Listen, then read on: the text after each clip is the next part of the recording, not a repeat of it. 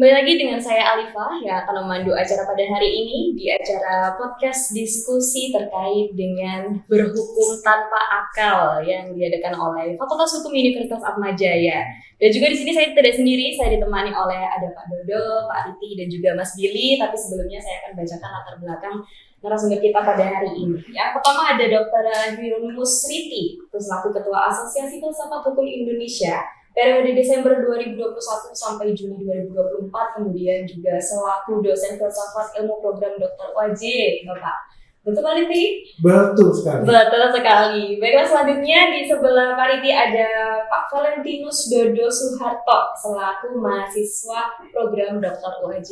Selamat siang Pak Dodo. Selamat siang. Kemudian juga di sebelah saya ada Mas Apri Billy selaku mahasiswa Magister Hukum UAJ. Betul Mas Billy? Betul banget Mbak. Oke, ini programnya ambilnya apa Mas Billy kalau boleh tahu? Kebetulan dari 4 program kekhususan itu saya mengambil program kekhususan hukum bisnis. Oke, baiklah. Langsung saja sepertinya kita mulai langsung diskusi hari ini ya. Siap Bapak dan Mas Billy? Siap. Oke, baiklah. Topik kali ini itu adalah berhukum tanpa akal. Sebelumnya saya akan ketok palu satu kali dulu untuk menandakan bahwa diskusi ini kita mulai ya, Bapak ya. Mas, siap? Siap. Baiklah, saya akan berikan pengantar awal, yaitu seringkali kita melihat praktik hukum yang legal tapi terasa tidak adil atau bahkan tidak masuk akal. Apakah sistem hukum kita hanya legalistik tanpa mempertimbangkan nilai sosial, etika, dan budaya lokal? Hari ini kita akan membahas bagaimana warisan budaya, moralitas, dan akal sehat bisa dan seharusnya mewarnai hukum di Indonesia. Dalam banyak kasus, hukum tidak selalu identik dengan keadilan. Seringkali kita menemukan praktik hukum yang sah secara legal tetapi terasa janggal secara moral atau tidak masuk akal secara sosial. Hukum seharusnya menciptakan keteraturan dan keadilan, tapi bagaimana jika hukum itu justru menjadi alat yang sah tapi tidak adil? Lalu bagaimana hal ini bisa terjadi dan apa yang bisa kita lakukan sebagai bagian dari masyarakat hukum? Lalu saya akan buka dengan satu pertanyaan pertama, bisa kita diskusikan secara bersama, yaitu mengapa penting bagi hukum untuk didasarkan pada akal sehat dan rasa keadilan? Monggo. Baik, terima kasih Mbak Alifah. Pertanyaan yang menarik sekaligus juga relevan. Hukum itu memang disposisi akal. Tetapi hukum juga sebenarnya disposisi alam. Antara alam dan akal itu dua hal yang berbeda, tetapi kemudian sekarang kita harus melihat sebagai satu kesatuan.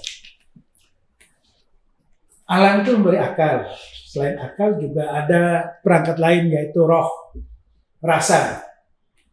Tapi kemudian kalau kita bicara hukum, itu akhirnya lebih banyak menuju kepada akal. Dua-duanya tidak dipakai, itu namanya tidak masuk akal.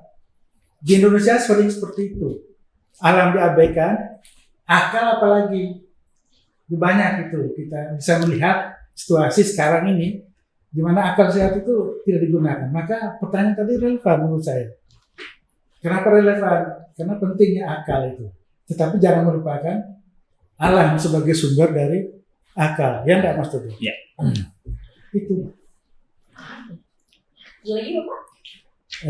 Saya kira cukup. Oke, Pak Mungkin Mas Dodo bisa.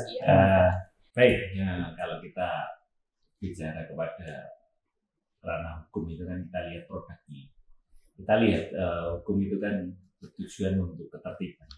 Nah, yang jelas yang harus dikupas itu tertib yang dimaksud itu secara hukum itu seperti apa? Karena di situ ada kandungan tertib yang Pak Ridi katakan tadi, bagaimana akal manusia dengan alamnya. Nah, sekarang yang terjadi kan antropos, bagaimana egosentrisme. Manusia itu mendominasi dengan akal. Itu yang perlu dibedah dulu. Ya. Karena itu menjadi sesuatu yang kering. Jadi kebutuhan itu hanya untuk kebutuhan manusia. Bagaimana dengan kebutuhan yang lain? Sedangkan yang dibekali dua piranti dasar dari kehidupan itu cuma manusia. Ada akal, ada budi. Dan itu satu kesatuan. Manusia itu tidak hanya berakal, tapi berbudi. Akal budi, makanya kan akal budi. Di dalam lagu Indonesia Raya sudah tertera jelas. Bangunlah jiwanya, baru bangunlah raganya. Itu ada budi dan akal yang menjadi satu.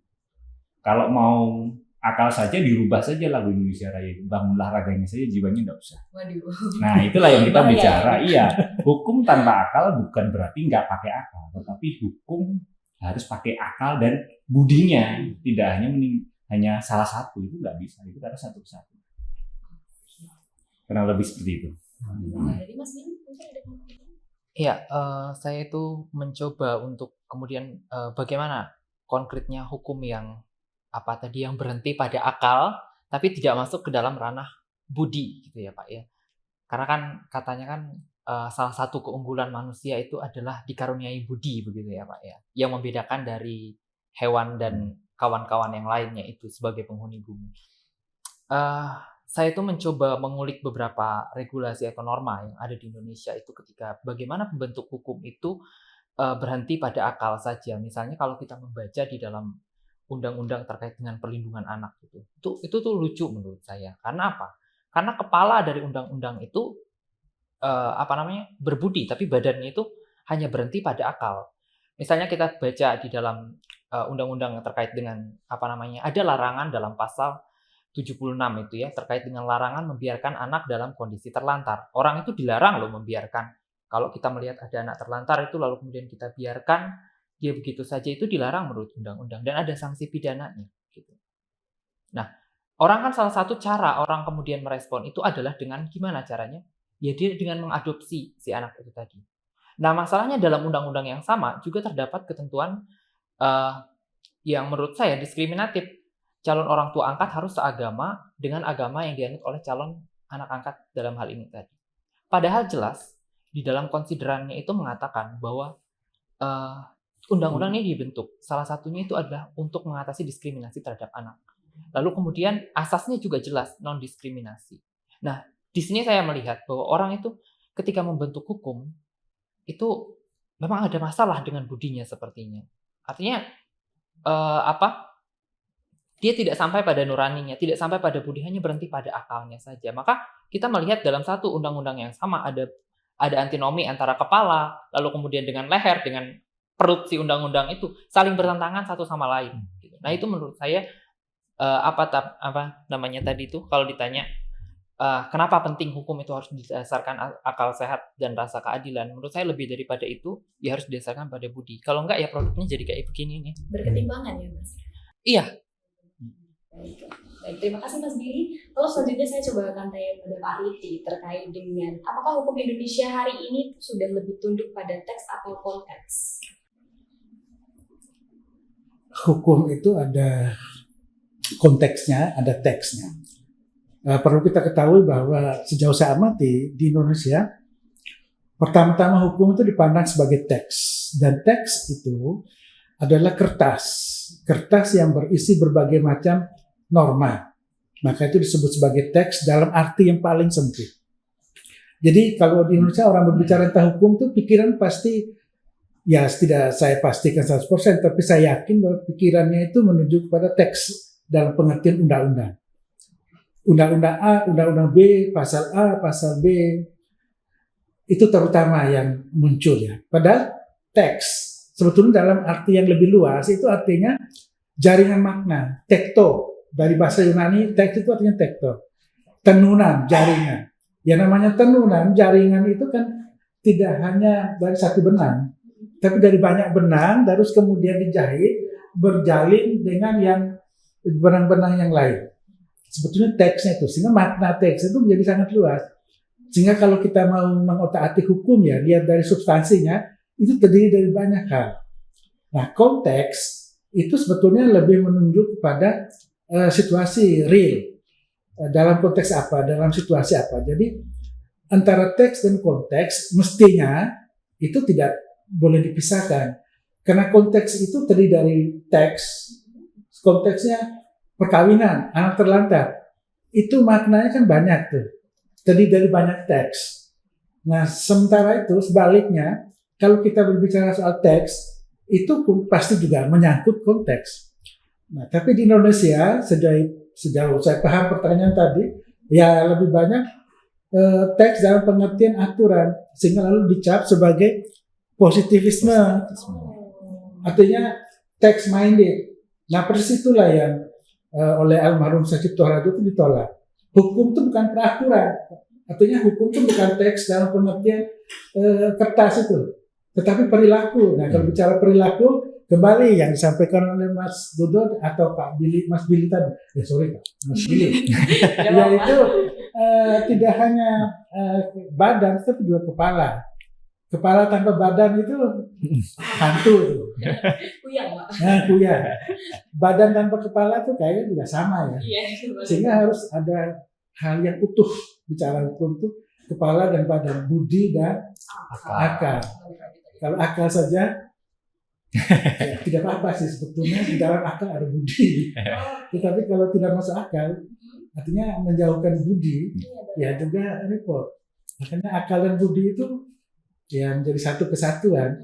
Saya pikir itu. Jadi ya harusnya teks dan konteks itu menjadi satu kesatuan. Kalau hanya teks saja ya lepas konteks. Artinya hukum itu hanya kata-kata saja tapi tidak mengenal realitas. Kata-kata di dalam mimpi, kata-kata di dalam bayangan. Tapi harus sesuai dengan konteksnya. Tapi kalau konteks saja tanpa teks, nah itu repot Indonesia. Dan muncul pertanyaan, dasar hukumnya apa? Dikit-dikit dasar hukum, dikit-dikit dasar hukum. Artinya dikit-dikit harus menunjuk pada teks. Jadi ya dua-duanya harus saling bersinergi. Betul. Ya, Pak. Saling bersinergi dan masih seimbang. Oke, baik. Kurang lebih seperti itu. Baik, terima kasih Pak Riti. Lalu selanjutnya juga saya akan tanya kepada Pak Riti itu terkait apakah hukum harus selalu netral nih Pak? Atau ia juga harus berpihak pada keadilan secara substansial? Begini, apakah hukum harus selalu netral? Ini pertanyaan ini sebenarnya kan sama dengan pertanyaan seperti ini. Apakah hukum itu bebas nilai atau tidak? Atau hukum itu netral atau tidak? Netral sebagai nilai sama juga dengan netral itu sebagai situasi ya, kalau saya boleh katakan demikian. Sebenarnya hukum itu mestinya netral. Kan kita lihat simbol hukum, pengadilan misalnya, Dewi Keadilan itu kan matanya ditutup. Bawa timbangan.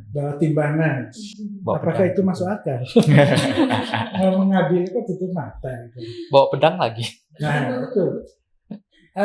Artinya dia tidak peduli dengan apa dan siapapun. Seperti orang yang menggunakan kacamata kuda. Dia tidak akan terpengaruh dengan yang lain-lain. Dalam pengertian itu, netral. Saya dari hakim kan mengadili seorang, katakanlah terdakwa, saya tidak melihat yang terdakwa ini siapa, tetapi saya harus netral kan gitu. Tetapi dalam pengertian nilai, dalam arti yang lebih sempit itu kadang-kadang kita masih memperdebatkan ini bebas atau tidak bebas nilai. Nah persoalannya sekarang ini kalau saya boleh katakan menurut pendapat saya, itu seringkali tidak bebas nilai, alias tidak netral juga. Makanya jangan kaget kalau di luar sana orang cenderung mengkritik hukum itu berpihak pada yang bayar, berpihak pada yang berkuasa dan sebagainya dan seterusnya. Artinya sepertinya tidak netral. Jadi keberpihakan itu ada, mestinya kan netral ya. Tetapi itu masih merupakan cita-cita yang harus kita wujudkan supaya hukum betul-betul netral, tidak pandang bulu siapapun. Dan apa latar belakangnya? Ya, betul. Kalau saya sih berpikir seperti itu. Nggak tahu Mas Dodo dan Mas sendiri. Boleh menambahin loh kalau mau menambah.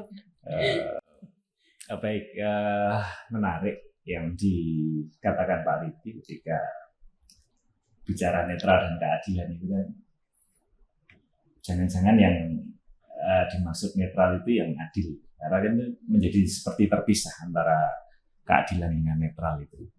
Nah itu kan harus digali dulu. Karena memang substansi hukum kan keadilan. Nah, keadilan itu apakah bentuk netralitas dari hukum? Itu yang menjadi pertanyaan yang memang perlu kita kaji. Jangan-jangan yang dimaksud hukum secara hakikat itu adalah netral itu yang sama dengan keadilan. Karena kan selama ini kan keadilan berdasarkan ketuhanan yang Maha bisa. Hakim kan memutuskan begitu. Nah sebenarnya kan disitulah netralitasnya. Berarti kan memang netralitas hukum itu harus mewujudkan keadilan. Di situ kalau saya lihat sih lebih ke situ. Jadi hal itu harus terkandung di dalam. Seperti akal tadi. Di dalam akal ada budi.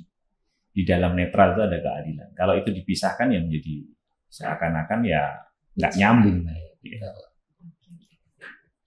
Lalu pada Pak Dodo nih, saya ingin menanyakan juga terkait apakah hukum Indonesia hari ini sebetulnya masih masuk akal secara moral dan sosial? Lalu atau hanya sah secara legal formal saja ini Pak?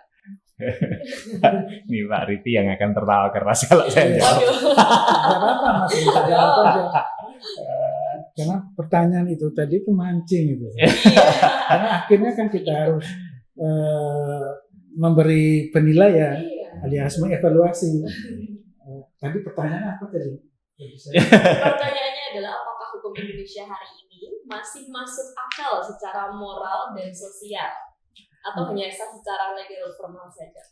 Ini pertanyaan berbahaya. Kenapa nih Pak? Kenapa berbahaya? Iya. Masuk akal itu kan wilayah logika. Iya. Sementara moral itu wilayah etika. Pertanyaannya apakah masuk akal secara moral? Saya kira agak susah dijawab karena masuk akal itu kan secara logika. Ada yang masuk akal, ada yang tidak. Artinya ada yang logis, ada yang tidak. Nah, ketika lepas dari itu, baru kita berbicara soal moralitasnya, artinya etikanya. Mungkin masuk akal, tapi tidak etis. Contohnya begini, saya tidak tahu ya, yang ahli hukum administrasi itu bisa mengkritik atau bisa mengoreksi. Pencabutan izin itu kan sebuah sanksi administrasi. Kasus apa namanya yang sekarang ramai itu loh, Raja Ampat atau Raja Ampat ya. Raja Ampat. Itu kan tidak ada kaitan dengan pelanggaran administrasi, toh. Itu kan hanya terkait dengan kritikan terhadap kegiatan itu yang merusak lingkungan. Itu bukan karena ada pengawasan panjang lebar, siapa yang mengawasi ya, izinnya ada kok. Tahu-tahu dicabut izinnya. Pencabutan izin tanpa melalui proses bahwa itu adalah pelaksanaan dari sanksi administrasi. Sehingga pencabutan itu anehnya tidak masuk akal merupakan sanksi itu sendiri tanpa ada proses. Kan lucu kan? Menurut saya lucu loh itu. Okay. Jadi ya kalau di wilayah akal sehat, ya kita berdiri atau berpijak di atas logika. Tetapi kalau kita lihat dari sisi etika atau moral itu kan di wilayah yang lain ya. Karena kan sudah masuk wilayah moral itu cuma baik dan buruk, bukan benar dan salah. Baik dan buruk itu moral. Benar dan salah itu adalah logika. Nah di Indonesia ini kacau. Sejauh saya amati, tidak jelas lagi ini benar dan salah atau baik dan buruk. Akhirnya campur aduk. Maunya itu kita berbicara benar dan salah. Itu kan keasupan kan, sesuai dengan rasionalitas, masuk akal tadi. Tetapi akhirnya itu kita lupakan yang masuk akal tadi karena tidak beres-beres, akhirnya larinya ke baik dan buruk. Dan itu kalau menjadi standar evaluasi hukum di Indonesia adalah baik dan buruk. Makanya benar topik ini, saya kira sangat menarik dan perlu diteruskan, yaitu berhukum dengan akal itu, karena sudah kurang akal. Maksud saya tidak masuk akal. Yang masuk itu sekarang wilayah etis. Baiklah kalau izinnya dicabut. Sebab baik untuk merawat, melestarikan lingkungan hidup. Tetapi apakah kita sudah mencek itu dari sisi logika? Saya kira mungkin belum. Belum sampai ke sana. Belum sampai ke sana. Jika berhukum di Indonesia ya masuk akal secara moral mungkin iya. Masuk akal secara logika, tunggu dulu. Kita harus mengecek banyak hal itu. Dan banyak itu yang kayak gitu. Gitu Mbak Alifah. Oke, baik. Kalau saya boleh berpendapat demikian. Oke, tadi ini pertanyaan untuk Pak Dodo, mungkin ada yang mau bertanya. Kalau Pak Dodo nanti ditanyakan saya sebaiknya tidak. Mungkin menanggapi Pak Riti. Iya. Sudah bagus ya. Artinya ya itulah yang terjadi. Bagaimana kebingungan kita dalam bersikap karena pemikiran kita sendiri juga masih berputar-putar kepada hal yang lahiriah saja. Batiniahnya itu kan belum nampak kalau kita bicara, sehingga memang legal formal atau positivistik itu sangat kuat. Sedangkan katanya nih era-era ini kan sekarang hukum balik ke hukum alam lagi alirannya. Itu artinya sebenarnya Indonesia itu dari dulu sebelum penjajahan atau sebelum VOC ke sini itu memang kental dengan aura moralnya. Sebenarnya mistis itu bukan sesuatu yang aneh bagi kita, cuman kan bagi orang Barat yang rasional itu kan kita dianggap berbeda. Sebenarnya kan kita tinggal PR kita ini bagaimana mistis itu menjadi sesuatu yang logis, atau kita mempunyai narasi, karena kita ini kan kekurangan narasi. Kita ini kan nggak pede dengan apa yang kita punya. Misalnya konteks kalau di Jogja itu Hamamayu Hayuning Bawono itu pasti semua kalau dikupas halnya mistis semua. Bagaimana penghormatan terhadap pencipta itu bagaimana wujudnya kan tidak digali secara rasional, sehingga kita ini dianggap bangsa yang nggak rasional. Padahal sebenarnya tinggal digali saja, itu di situ ada hal yang rasional, sehingga bisa masuk ranah hukum yang tidak terlalu kering, yang tidak teknis. Karena memang ada satu filosofi Jawa yang mati sak jeroning urip. Mati sak jeroning urip itu kalau di dalam bahasa Indonesia itu mati salah hidup. Kalau di dalam bahasa Latin, Pak Riti dulu mempelajari memento mori, ingatlah kematian. Orang yang mau hidup itu harus ingat kematiannya. Itu menjadi hal yang artinya kan ada yang hidup di dalam yang tidak hidup ini. Raganya kita ini kan sementara. Nah, makanya kan apa yang membuat kita ini hidup, itu yang digali. Itu yang digali, yang intinya berujung kepada tan ana darno manggul. Berbeda-beda tetapi tetap satu. Itu artinya kan tidak ada kebaikan yang mendua. Baik itu mau baiknya dari NTT Pak Riti, mau dari Bali, mau dari Sumatera, mau dari Jawa, itu baik. Jangan dilihat kulitnya, tapi kebaikannya selalu ada. Ini bukan soal benar dan salah. Benar dan salah ada di ranahnya positivisme. Bahwa ini teknik, legal formalnya benar, tapi kan substansinya perlu dibahas juga. Tidak hanya perlu caranya, tekniknya saja, tapi harus isinya.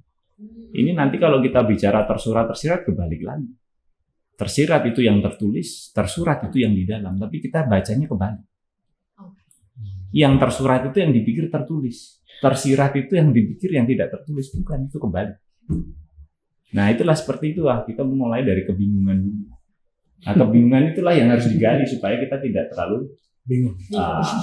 Atau malah tambah bingung juga bisa. Tapi lebih bagus juga.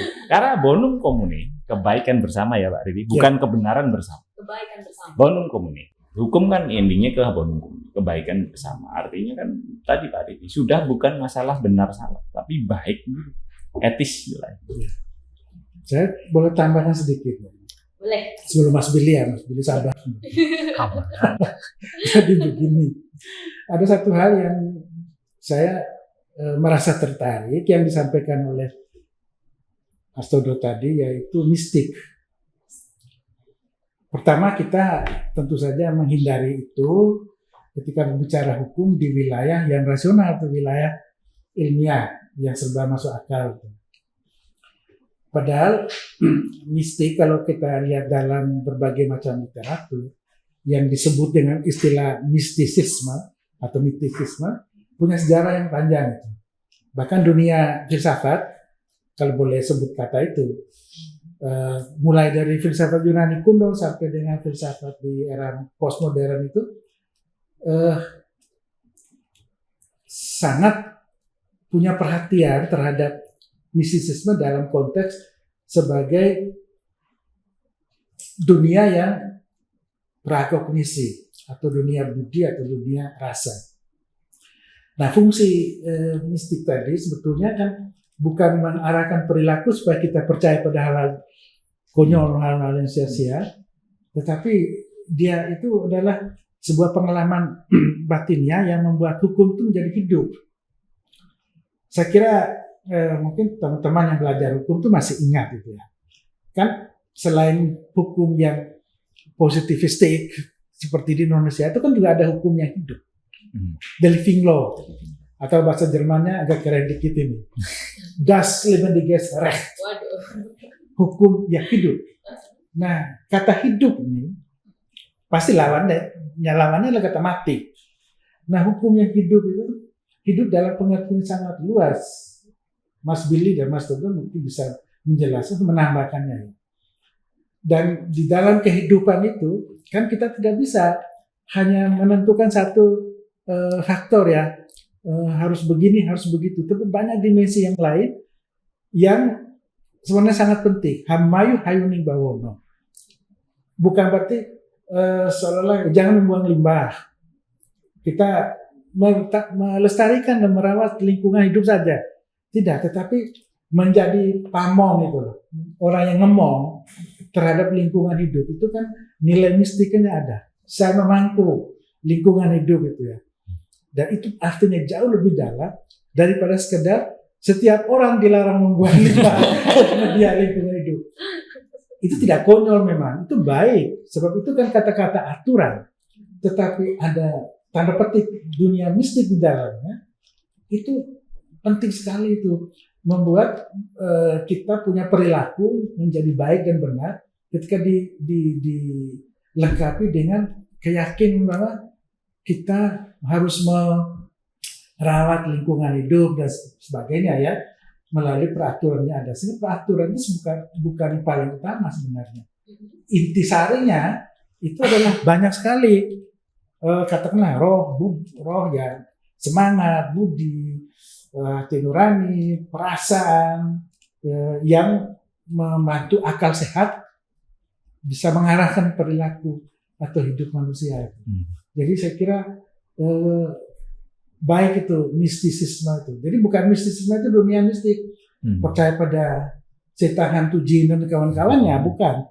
Tetapi dunia yang memberi makna yang dalam itu. Hanya sayangnya mistisisme sudah tenggelam, Mas Toto. Karena nanti dicap hari gini kok masih percaya pada dunia mistik. Beda. Kalau saya cerita tadi malam saya bertemu dengan hantu rambut panjang, orang boleh nggak percaya. Tetapi kalau saya mengatakan semalam saya merenung bahwa ternyata hukum itu membutuhkan perangkat yang kita miliki, yaitu keyakinan bahwa itu bisa terlaksana. Apa salahnya kalau saya bilang begitu? Ketika langsung disebut maksiat atau masuk neraka, kan saya bilang begitu kan. Nah, makanya saya kira baik juga kalau itu menjadi alat untuk melengkapi akal sehat itu ya. Gitu. Nah, Mas Billy barangkali dengan konsep lagaligo ya itu bisa ditambah. Udah dipancing lagi sama Pak Riti. Ini sebenarnya konsep yang pernah saya paparkan ya. Berkaitan ini sebenarnya berkaitan dengan bidangnya Pak Riti. Mohon maaf nih Pak Riti. Berkaitan dengan lingkungan. Apa namanya itu, kita kalau berbicara masalah tadi mistik ya Pak ya. Kadang kita itu kan takut dengan teori barat ya Pak ya. Dalam artian kita lebih manut sana ketimbang kita punya kekayaan sendiri. Nah, kebetulan saya itu pernah membaca dan mengkaji salah satu naskah sastra kuno dari suku Bugis, namanya kitab Lagaligo. Itu kitabnya sangat kompleks dan jauh lebih tebal ketimbang kitab Mahabharata. Memang belum saya baca semuanya karena luar biasa panjang sekali, dan apa namanya itu, di dalamnya itu kalau kita hanya membaca secara tekstual, ya memang kita hanya menemukan cerita tentang manusia pertama, cerita tentang Saweri Gading sebagai manusia pertama yang diturunkan ke bumi. Tetapi kalau kita berani untuk seperti kata Pak Riti tadi, berpikir lebih dalam daripada itu, sebetulnya ada konsep-konsep lain yang sebenarnya mereka ajarkan di situ. Salah satunya adalah terkait dengan konsep deep ekologi ya Pak Riti. Mohon maaf kalau tidak. Betul. Kalau keliru. Bagaimana kita ini hidup itu bukan hanya antroposentris, artinya kita jangan hanya memandang alam itu untuk kepentingan kita saja, tetapi juga untuk kepentingan makhluk-makhluk lain yang tinggal di alam itu. Dan salah satu ciri khasnya orang Indonesia itu adalah di alam itu pasti ada sesuatu yang kemudian tidak terlihat begitu. Dan itu diyakini sebagai ada. Nah, malangnya yang seperti itu tuh hanya dipahami sebagai berada di ranah tahayul. dongeng dan lain-lain sebagainya. Tapi mereka tidak memahami bahwa sebetulnya kenapa yang seperti itu harus ada. Karena ada dimensi filosofis di dalamnya. Maka kemudian Provinsi Sulawesi Selatan itu kan dikatakan sebagai bumi Saweri Gading. Karena mengambil konsep dari Lagaligo ini tadi bahwa manusia itu tidak lagi hidup untuk dirinya sendiri, tetapi juga untuk alam sekitar, untuk makhluk-makhluk lain di luar. Nah, begitu juga kalau misalnya kita mau mengkaji tentang misalnya terkait dengan sagu. Kenapa sih Papua itu identik dengan sagu? Apakah memang hanya karena sagu itu cocok tumbuh di sana, atau masyarakat memandang itu ada unsur filosofisnya? Dari literatur yang saya baca, memang ada keterikatan batin antara masyarakat Papua dengan sagu, begitu. Sehingga kemudian kita kalau misalnya melihat kebijakan pemerintah mengadakan food estate di sana, ini sesuai nggak dengan pandangan filosofis masyarakat di sana? Atau jangan-jangan ini kita, yaitu tadi, hanya legal formal aja, tidak berpikir lebih jauh daripada itu. Sudah cukup dibahas banyak ya sebenarnya, dan juga sekaligus saya ingin bertanya terkait dengan teori hukum alam nih Pak, dan menjelaskan situasi hukum yang tidak adil di Indonesia ini bagaimana Pak? Singkat saja ya. Iya. Soal istilah dulu. Agak kacau ini di Indonesia itu menurut saya ya. Iya. Bukan saya yang kacau, tapi ya buat itu istilah juga kadang-kadang bikin kacau. Menyamakan hukum alam dengan hukum kodrat. Nah, kalau hukum alam itu sebenarnya sudah lama agak berpisah dari hukum kodrat. Hukum alam ini maksud itu hukum alam fisik akhirnya. Sudah diambil alih oleh wilayah fisika dan seterusnya. Yang dalam bahasa Inggris itu kalau tidak keliru law of nature, bukan natural law. Nah, kalau bicara hukum alam sekarang terpaksa kita harus berbicara hal-hal terkait dengan alam fisik, dan persis itu yang kita agak gagap ya. Saya sendiri juga tidak begitu paham. Tetapi kalau di Indonesia itu hukum alam itu disamakan hukum kodrat. Artinya kalau yang kita mau bicara hukum alam, kita seolah-olah kita harus bicara kodrat. Kita bicara kodrat manusia. Hukum alam itu sebenarnya kan, atau bahasa kita atau disamakan hukum kodrat, sebetulnya kan tidak jauh dari atau bagian dari kultur keindonesiaan kita. Karena sebetulnya basisnya kan ada di sana. Pertama sekali, kalau pakai istilah keren dikit itu kan disposisi alam, hukum, harmoni, filosofi, paham alam secara mendasar, bukan memahami alam seperti yang nampak saja. Kalau saya melihat pohon beringin, beda dengan orang barat melihat pohon beringin. Kalau saya melihat pohon beringin itu pertama-tama, apalagi jam 6 pas maghrib, mesti ada setan, hantu, jin, dan kawan-kawan yang tinggal di situ. Makanya ketika lewat di situ merinding. Tetapi sebetulnya ada penjelasan ilmiah yang bisa diberikan ya, bukan sekedar bahwa di situ banyak unsur mistik, hantu dan macam-macam.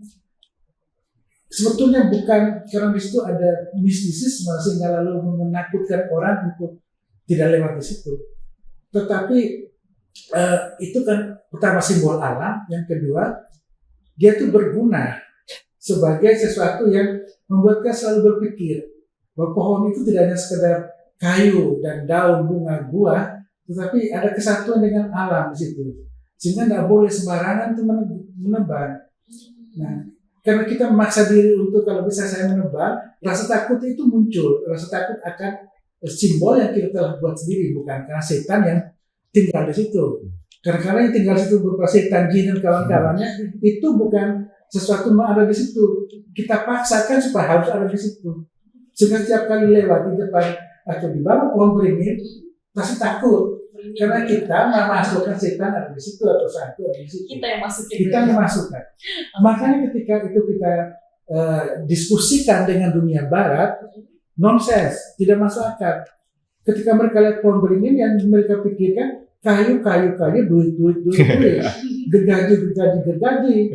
Kita tidak, sesaji, hadir, roh nenek moyang, simbol kampung, simbol itu, dan tempat air meresap sehingga kemudian sumber air tidak kurang. Nah, itu kan sesuatu yang dari kodrat kita, kodrat kebudayaan kita kan begitu. Tetapi kalau hukum alam yang fisik, apa itu pohon beringin kalah tembang. Cuma pohon beringin doang, takut amat. Kan kita butuh. Lebih baik dapat balok dan kemudian dijadikan uang atau jadi komoditas daripada membiarkan itu tapi kita tetap miskin. Persis itu yang sekarang terjadi di Pulau Flores, minta maaf ya. Di sana proyek program geotermal panas bumi ditolak oleh seluruh masyarakat di sana, bukan karena mereka tidak mau kaya, tapi ada hal lain yang terlupakan, tidak disentuh, tidak dikaji.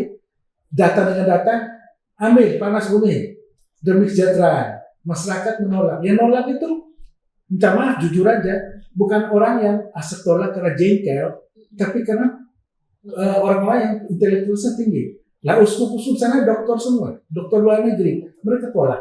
Ada pertimbangannya dan itu yang tidak diperhatikan oleh pemerintah. Sehingga antara hukum alam di satu pihak, hukum korek lain dengan perilaku kita di dalam berhukum, mestinya kan kalau ngutip Lagaligo itu nyambung mestinya. Tapi sekarang kenapa tidak nyambung? Mas Billy, menurut Mas Billy gimana? Kenapa sekarang jadi Lagaligo itu tidak terkenal? Bahwa saya juga baru dengar kata Lagaligo itu belum lama kok. Tapi filosofinya itu luar biasa. Seperti yang Mas Dodo mau nulis tentang apa? Calon arah. Nah, itu. Nah, kalau ditempatkan dalam konteks positif semua, itu tidak masuk akal semua kan? Iya. Hari gini kok S3 kok ngomong Lagaligo, ngomong apa lagi satu tadi? Nah, calon arah. Nah, tidak masuk akal kok. Tapi yang dibalik itu, persis itu yang ajaran filsafat, hermeneutik. Tangkap pesan yang ada di balik. Read between the lines. Ya, listen between the words. Dengar di antara kata-kata, baca di antara baris. Kita jangan baca lurus-lurus, baca apa yang ada di dalam baris. Itu baru betul-betul Atma Jaya Yogyakarta, fakultas hukumnya itu yang akan mengkaji itu.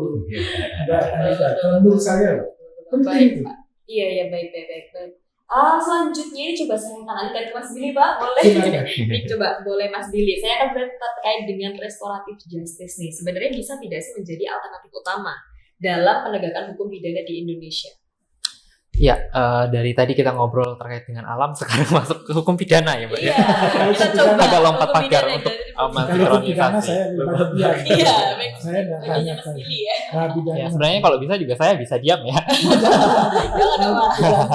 Enggak.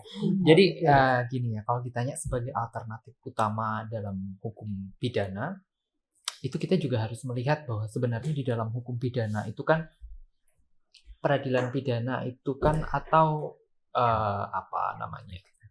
tujuan pemidanaan itu kan secara teori itu kan kalau Robert Iglesias itu mengatakan ada 3 ya. Ada retributive justice, penghukuman pelaku, distributif, rehabilitasi dirinya si pelaku. Nah, lalu kemudian kalau ini kan yang 2 ini pusatnya kepada pelaku. Nah, sekarang muncul perkembangan terkait dengan restoratif. Jadi kepentingan bukan hanya kepentingan si pelaku tetapi kepentingan korban juga gitu. Nah, dia udah mencuri barang-barang saya ya. Masa dia cuma di penjara terus bayar dendanya masuk ke negara. Sedangkan barang saya dapat apa? Iya, gitu. Maka kemudian muncul restoratif justice ini. Nah, tetapi kemudian kita juga jangan lupa bahwa pemidanaan itu tidak harus penjara loh ya. Pidana itu kan tidak harus penjara. Artinya bahwa ada model-model pidana lain yang yang setahu saya dalam KUHP baru itu ya. Nah, kalau ditanya apakah itu bisa kemudian menjadi alternatif? Menurut saya kok, mohon maaf ya, kalau ini dijadikan sebagai alternatif, apalagi alternatif utama, sepertinya belum bisa untuk saat ini. Karena kita juga harus melihat pada kalau Friedman itu mengatakan bahwa hukum itu ada 3 komponen, strukturnya dulu, institusi penegak hukumnya. Kira-kira restoratif justice atau RJ ini nanti arahnya akan kemana gitu? Karena kita sampai sekarang juga belum punya aturan yang jelas terkait dengan itu. Dan yang kita tidak boleh lupa adalah apakah mental aparatur penegak hukumnya itu betul-betul bukan mental yang koruptif. Karena maaf ya, menurut saya RJ ini kalau disalahgunakan itu bisa menjadi ladang kolusi baru. Artinya Anda mau diselesaikan secara RJ, bayar dulu dong. Kan begitu ya. Lalu kemudian substansi hukumnya tadi jelas. Kita butuh perangkat hukum yang memadai untuk itu. Dan yang tidak kalah penting adalah budaya hukumnya. Legal culture masyarakatnya. Masyarakatnya siap nggak? Atau jangan-jangan masyarakatnya ini malah memanfaatkan restoratif justice ini untuk kemudian coba-coba gitu. Kalau masyarakat ini apa ya, analogi sederhana dari saya. Kalau masyarakat kita itu memakai helm, keluar rumah memakai helm, bawa kendaraan bermotor, itu lebih karena takut ditilang daripada takut kepalanya yang katanya berakal berbudi ini tadi kenapa-napa, berarti itu legal culture-nya masih belum siap kalau menurut saya. Karena itu sederhana gitu. Tapi kalau misalnya masyarakat masih keluar pakai helm karena takut ditilang, menurut saya ini belum siap gitu. Jadi 3 indikator itu saya mengatakan bahwa sebagai alternatif belum terlalu mampu untuk kemudian itu. Efektif juga ya. Betul. Baiklah, ada yang mau menambahin barangkali? Pak Dodo? Sudah. Oke. Ini kan pidana. Iya. Ya, Saya saya setuju saja dengan Setuju. restoratif, Restoratif justice. Baik. restorasi kembalian. Betul. Sudah cukup? Sudah. Oke, baiklah. Sudah sangat restoratif. Sangat restoratif. Agak sedikit ini ya Pak. Baik, selanjutnya Mas Billy juga ini saya ingin bertanya terkait apakah sebenarnya kita sudah benar-benar menerapkan asas proporsionalitas nih Mas dalam pemidanaan kita sejauh ini? Proporsionalitas itu kalau menurut saya harus kita lihat case by case ya, dalam artian kita harus melakukan studi terkait dengan putusan pengadilan itu. Dan saya itu memang dalam hal ini itu agak-agak dalam tanda petik sedikit kecewa dengan sistem penegakan hukum kita. Itu memang proporsionalitas itu antara perbuatan yang dilakukan dengan sanksi pidana itu kadang-kadang memang nggak nyambung. Sehingga rasa keadilan itu menjadi dihianati begitu. Maka betul apa yang dikatakan oleh seorang sastrawan dari Kasunanan Surakarta, Raden Ngabehi Ronggowarsito itu dalam Serat Kalatida itu beliau mengatakan bahwa zaman itu sekarang itu kita tuh menjumpai yang namanya amenangi zaman edan, menjumpai zaman kegilaan, zaman gila gitu. Karena itu tadi ada jelas bahwa terjadi kasus seorang membunuh kekasihnya, buktinya ada, jelas, oleh hakim malah diputus bebas. Di sisi lain ada seorang nenek yang dia mencuri mencuri kayu, mencuri kakao, harus merasakan, padahal itu dia mencuri bukan untuk kebutuhan untuk dijual segala macam, dia mencuri hanya untuk kepentingan dirinya dia sendiri gitu. Dan bisa jadi dia mencuri karena lapar, tapi malah harus merasakan dinginnya sel penjara selama 3 bulan gitu. Maka kemudian rasa keadilan itu tidak tersentuh. Maka saya jadi teringat dengan pendapatnya Santo Agustinus itu. Dia pernah berkata bahwa tanpa adanya keadilan, negara itu sebetulnya hanya gerombolan perampok yang terorganisir. Jadi kita semuanya perampok sebetulnya. Cuman kebetulan diorganisir aja. Gitu. Terorganisir aja. Ya, semacam itu. Itu kalau terkait dengan saya. Semoga bisa Pak Dodo atau Pak Tim menanggapi barangkali direspon. Ya. Terlepas dari pidana, saya kira proporsional itu memang baik ya untuk seluruh bidang ya. Mudah-mudahan ini nyambung dengan bidang pidana atau dengan bidang lain.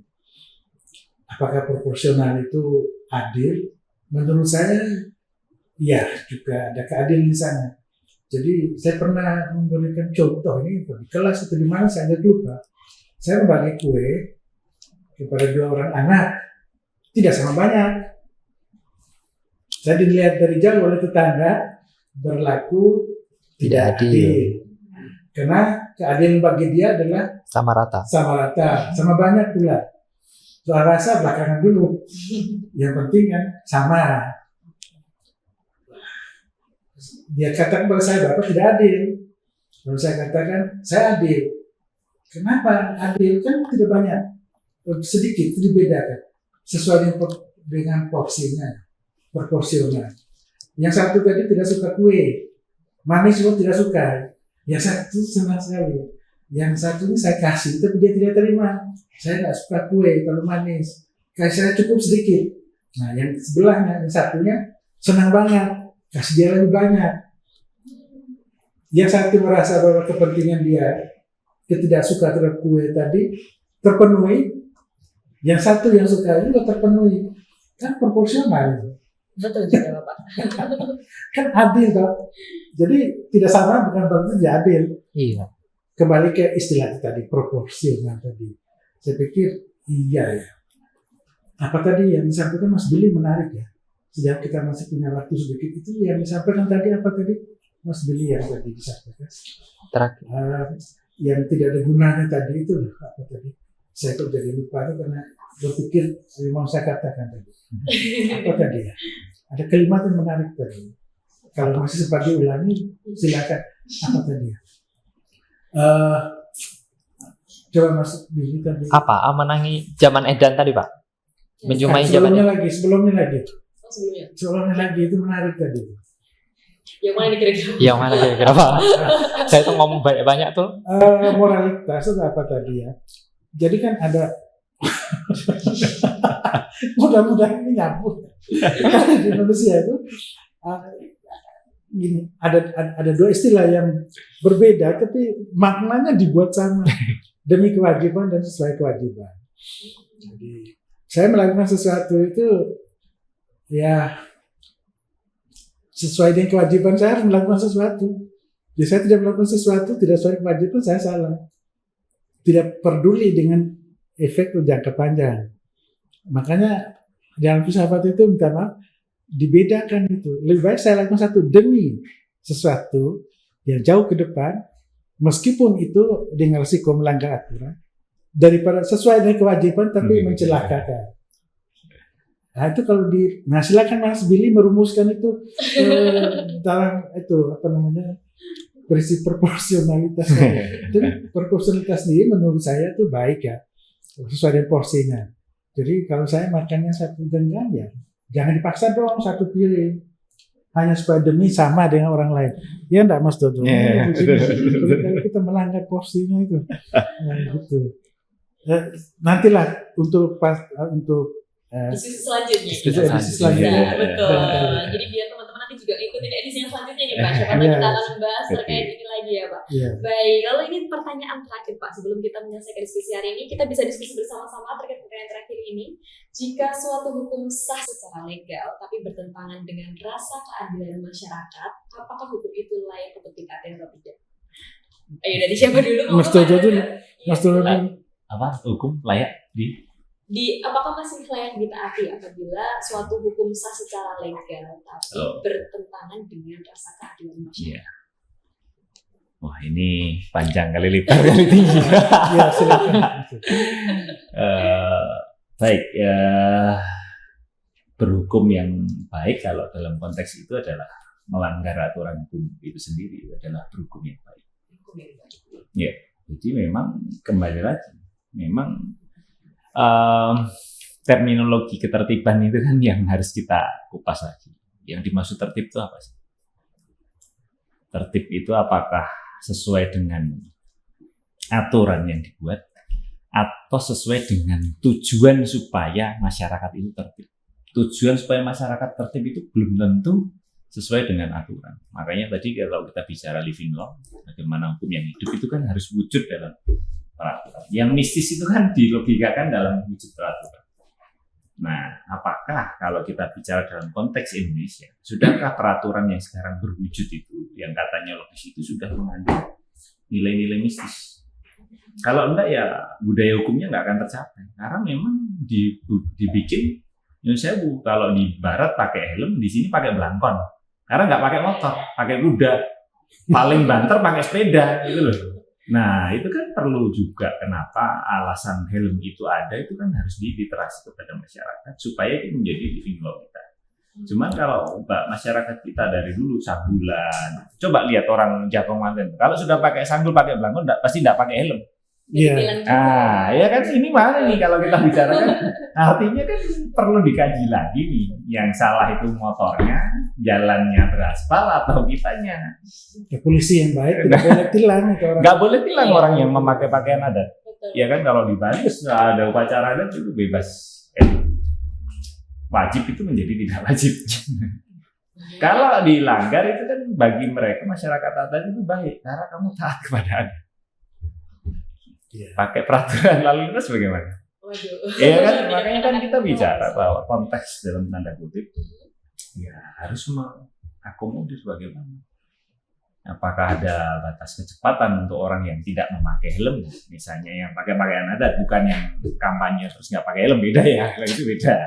Ini sesuai konteks karena itu juga bisa dipelintir ke dalam proporsional tadi itu bisa juga proporsional itu kemana-mana yang dimaksud proporsional gimana sih? Nah, maaf Mas Dudu, saya jadi teringat ini yang tadi mau saya katakan terkait dengan contoh pakai helm tadi. Oh. Kalau kita itu berpikir waras atau masuk akal, terus tidak berpikir yang menurut aturan, yang konon lebih masuk akal ikut aturan. Tapi mengikuti aturan itu malah tidak masuk akal juga. Pakai helm itu kan perintah aturan kan. Lalu kenapa Pak Riti pakai helm kalau naik sepeda motor? Jawaban konyol begini, karena perintah aturan juga takut ditilang. Padahal jawaban yang lebih masuk akal itu tidak peduli ini aturan mau larang atau mau memerintah, saya pakai helm itu karena saya mau melindungi kepala saya. Yang berakal dan berbudi itu. Nah, itu berakal berbudi tadi. Jadi itu sebetulnya konteksnya saya pakai helm itu sesuai dengan kewajiban saya untuk melindungi diri saya sendiri. Kewajiban saya untuk tidak mengganggu orang lain. Bukan sesuai dengan aturan, perintah dan larangan segala macam. Jadi kebanyakan di Indonesia kan sesuai, apa sesuai, sudah sesuai belum sudah itu kalimat seperti itu. Kemudian yang tadi ditanyakan ya Mbak Alifah, apabila hukum sah secara legal, maksudnya hukum itu ya sah gitu ya, tetapi bertentangan dengan apa tadi? Rasa keadilan. Pertanyaannya masih berlaku nggak? Saya kalau merujuk pada pendapat Thomas Aquinas, yang namanya dipakai untuk nama salah satu gedung di sini, dia mengatakan singkatnya lawan, civil disobedience, atau istilahnya Pak Profesor Syacitul Raharjo almarhum, rule breaking, kontra legal. Tapi tidak dengan cara anarkis, tapi dengan cara akal sehat. Yang jelas peraturannya itu hanya sah secara hukum, tapi tidak memenuhi rasa keadilan. Ada peraturan berbunyi 3+2 sama dengan 10. Sah itu. Lah kok sah? Yang dibuat oleh pemerintah. Secara politis bla bla bla bla, kemudian sah. Dipaksakan lagi keberlakuan. Tetapi apa kita harus ikut 3+2 sama dengan 10? Karena realitas yang nyata itu 3+2 sama dengan 5. Lah aturan bilang 10. Nah ikut aturan. Kalau ikut aturan tidak adil lah 3+2 sama dengan 5 kok 10. Kalau ikut aturan, tidak ikut aturan itu salah. Lalu caranya bagaimana? Saya pikir kalau ikut Thomas, pembangkangan sipil, tapi tidak dalam pengertian revolusi kita bikin kacau, kita lempar-lempar, kita teriak-teriak, penjarakan polisi atau apalagi pikirkan Mulyono, Fakon. Nah, ya kita pakai akal sehat tadi. Nah, itulah salah satu bagian dari akal. Kalau saya berpikir seperti itu, jadi sah sih oke, tapi apakah saya dengan rasa keadilan? Itu repot. Banyak kok undang-undang digugat di Mahkamah Konstitusi. Kan tidak sesuai dengan rasa keadilan diatur di dalam UUD 25. Boleh itu? Tuh. Berarti ya tidak selama yang sah di Indonesia itu kebal hukum. Waduh. Jadi hukum ini tidak kebal hukum. Oke, baik. Terus ini ada perkembangan diskusi terakhir ini? Iya, kalau dari saya itu sedikit ya, karena memang rupanya pemerintah kolonial Belanda itu tidak-tidaknya meninggalkan sedikit warisan untuk kita. Itu pemikiran legal positivism itu tadi ya, bahwa sah secara legal itu ya udah, penting undang-undangnya memperbolehkan, bodo amat. Iya. Gue mah bodo amat gitu kan, undang-undangnya memperbolehkan. Pokoknya selagi terbit izinnya nggak apa-apa, nambang aja di pulau kecil gitu kan. Nah, memang menurut saya itu jadi memang ada pola pikir seperti itu. Jadi ya karena undang-undang, karena ada izin, orang kemudian mengatakan bahwa ini ya legal kok ini. Gitu. Tapi kemudian ada yang sebenarnya lebih penting daripada itu adalah keadilan substansial atau keadilan yang sebenarnya yang berfokus pada nilai moral, kemudian etika, lalu kemudian konteks sosial dari apa namanya regulasi itu sebenarnya justru lebih penting. Tetapi kemudian orang kan membaca hanya berhenti pada oh ini ada undang-undangnya kok, oh ini undang-undangnya diperbolehkan, oh ini izinnya terbit, jadi apa salahnya gitu, nggak apa-apa dong gitu. Nah itu yang menurut saya belenggu positivisme itu betul-betul mengerangkeng rasa kemanusiaan, naluri moral, saya mau nyebut moral aja susah ya. Moral, etika itu dikerangkeng oleh belenggu positivisme itu gitu. Sehingga manusia ya menjadi itu tadi, berhenti pada akal, tidak sampai pada budi. Gitu. Wow, tidak terasa sudah berjalan hampir 1 jam diskusi kita hari ini, dan terima kasih juga kepada rekan-rekan. Barangkali kita bisa lanjutkan di diskusi selanjutnya, baik ya. Seperti itu, dan juga ini salah satu gambaran seperti kita di kelas ya Pak ya. Biasanya di S2 atau di S3 mungkin bisa lebih menonjolkan beberapa teori-teori hukum, tapi juga tetap ada diskusi pembukaan untuk menyampaikan pendapat dan juga tetap merespon dari apapun yang ada di sekitar kita. Kemudian juga kuliah di UAJ ini bagaimana Mas? Perasaannya atau bagaimana yang kira-kira dari S2 itu dinilai gitu, apa yang didapat? Iya, kalau menurut saya ya ini mohon maaf ya, karena tadi memang terlalu banyak menggunakan teori, karena memang tataran S2 itu kan kita ditekankan lebih daripada sekedar norma, kita masuk ke dalam ranah teori. Kalau Mas Dudu dan kawan-kawan mungkin lebih ke ranah filosofi, Pak. Filosofi. Bedanya seperti itu. Iya, jadi dalam lagi ya. Jadi kita digembleng untuk lebih berpikir lebih dalam daripada norma, kalau bisa melampaui norma itu sendiri. Jadi bagaimana sepakat nih Bapak? Terus sepakat. Jangan maksa, Pak. Sesuai dengan kewajiban atau dengan kewajiban atau demi kewajiban. Dipromosikan tuh bahwa pengalamannya kuliah di sini itu tidak hanya teori, tetapi ada hal-hal lain yang jauh lebih tinggi, bahkan melampaui peraturan itu. Nah itu luar biasa itu Mas Billy itu. Itu belum Mas Dodo ini. Ya, bagaimana kalau dari S3-nya nih Bapak nih? Tadi dari diskusi dari S3 juga lebih mendalam ya sepertinya. Iya, kalau S3 kan tanahnya kepada hakikat keilmuan hukum. Jadi dasarnya apa sih sehingga kita bisa berpikir secara tadi yang dikatakan logis, ya artinya ada 2 unsur yang kita pakai, antara lain adalah akal dan budi, di mana di sini juga ada bahwa serviam lumine et veritatis, melayani dalam terang kebenaran. Itu artinya kan terang kebenaran yang dimaksud adalah kebaikan, maksudnya ada nilai-nilai etis, dan disitulah keadilan itu ada. Makanya ada istilah look in alto, bertolaklah ke tempat yang lebih dalam supaya kita tahu siapa kita sebenarnya. Itulah kuliah di S3 Mas Jaya. Baik, boleh tepuk tangan untuk kita semua. Terima kasih banyak. Sekaligus saya menutup agenda diskusi kita hari ini, dan jangan lupa saksikan episode selanjutnya. Barangkali bisa bertemu lagi dengan Mas Billy. Terima kasih Mas Billy. Terima kasih Mbak. Dan juga Pak Dodo. Terima kasih Pak Dodo. Terima kasih. Dan Pak Riki. Terima kasih. Sama-sama. Terima kasih. Begitu, sampai jumpa di episode yang selanjutnya.